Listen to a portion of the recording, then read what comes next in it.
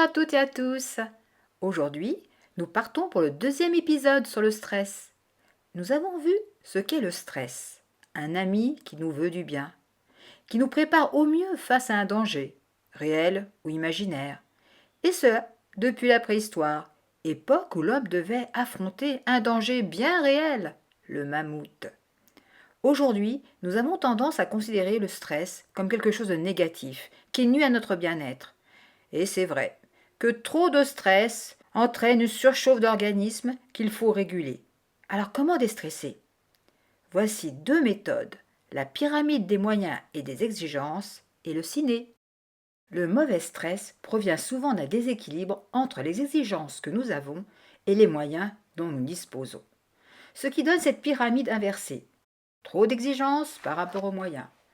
Et réfléchissez aux situations dans lesquelles vous stressez, car vous avez trop d'exigences et pas assez de moyens. L'objectif va être de diminuer les exigences et d'augmenter les moyens pour une situation initialement stressante. On va ainsi retourner la pyramide et gagner en sérénité. Voici les étapes à suivre pour cette méthode. Premièrement, on va évaluer son niveau de stress sur une échelle de 1 à 10, 10 étant le niveau le plus élevé de stress. Deuxième étape, on va établir un tableau dans lequel on va lister les exigences que l'on a d'un côté et de l'autre côté les moyens dont on dispose. Troisième étape, on va se poser des questions. Quels sont les moyens dont je dispose pour obtenir ce que je veux faire? Qu'est-ce que je veux éviter à tout prix? Que puis-je changer? On va donc chercher des solutions. Quatrième étape, on va mettre en place un plan d'action. Et cinquième étape, on va évaluer de nouveau son niveau de stress, de 1 à 10. Alors quelles sont les actions que j'ai faites? J'ai pris du recul, j'ai relativisé la situation, j'ai renégocié mes exigences, j'ai fait un brainstorming pour trouver des solutions et j'ai régulé mes émotions. Ainsi, j'ai repris le contrôle de la situation. Prenons l'exemple d'un étudiant stressé avant de passer un examen.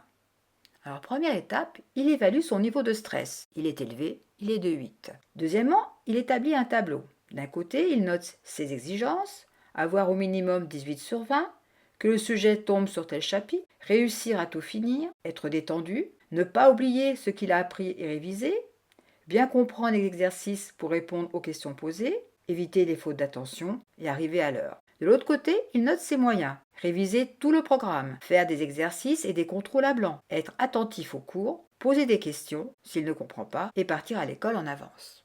L'étudiant va prendre du recul par rapport à la situation stressante en revoyant sa liste des exigences et celle des moyens. Regardons les exigences qu'il avait. L'étudiant peut réduire l'exigence avoir au minimum 18 sur 20. Avoir une très bonne note devrait suffire, au moins 15 sur 20. Et puis, on peut supprimer que le sujet tombe sur tel chapitre, car cela ne dépend pas que de lui. Il faut retirer tout ce qui ne dépend pas de soi. Ensuite, concernant les moyens, nous avions initialement révisé tout le programme, faire des exercices et des contrôles à blanc, être attentif aux cours, poser des questions si je ne comprends pas, et je pars à l'école en avance. On peut rajouter d'autres moyens. Réviser en avance, refaire des exercices difficiles, travailler avec un copain ou une copine pour mieux réviser, et puis la veille au soir, se changer les idées, aller au cinéma ou faire du sport, ne pas se coucher tard, et le matin, prendre un vrai déjeuner. Notre étudiant a bien pris du recul, il a revu ses exigences et il a augmenté ses moyens mis à disposition. Ensuite, il mettra en place un plan d'action, il réévaluera son niveau de stress, qu'il notera à 5, niveau de stress moyen. Maintenant, il sait ce qu'il a à faire, il contrôle la situation. Deuxième méthode pour déstresser. Nous allons apprendre à arrêter le ciné. Le ciné, c'est quoi? Ce sont les 4 premières lettres des 4 conditions pour développer du stress. Première condition, nous avons un contrôle faible sur la situation, et cela développe du stress. Deuxième condition, la situation est inattendue, elle est imprévisible, il y a de l'incertitude. Troisième condition, la situation est nouvelle. Et quatrième condition, notre ego est menacé, cela risque de remettre en cause nos compétences, notre image, notre statut qui est établi. Alors quelle est la démarche pour diminuer le stress? Première étape, on va déconstruire le stress, c'est-à-dire on va comprendre pourquoi nous sommes stressés. À quelles conditions cela répond? Par des exemples. Nouveau travail, et si nous avons un nouveau travail, certainement il y a 2 conditions qui font qu'on va développer du stress. C'est d'abord parce qu'il y a de la nouveauté, c'est un nouveau travail, et que notre ego risque d'être menacé, puisqu'il va falloir qu'on acquiert de nouvelles compétences, et cela peut remettre en cause notre image.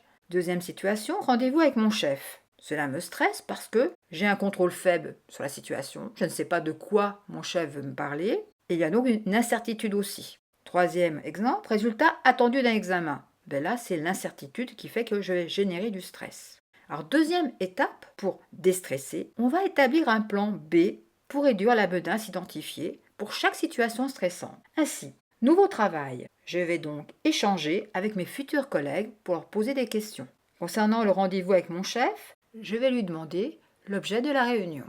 Et concernant le résultat attendu d'un examen, je vais faire une séance de sophrologie pour me détendre ou faire du sport. Le fait d'avoir établi un plan B va faire qu'on va envoyer un message à notre cerveau et lui dire « il n'y a plus de menace ». Et donc il n'y aura aucune hormone de stress activée.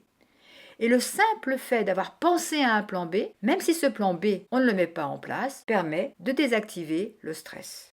La ressource importante à avoir pour surmonter le stress, pour le réguler, c'est la résilience. C'est notre capacité à nous adapter à des situations stressantes et à trouver des solutions. Je vous quitte sur cette citation d'Hans Selye, qui est le pionnier de la recherche sur le stress.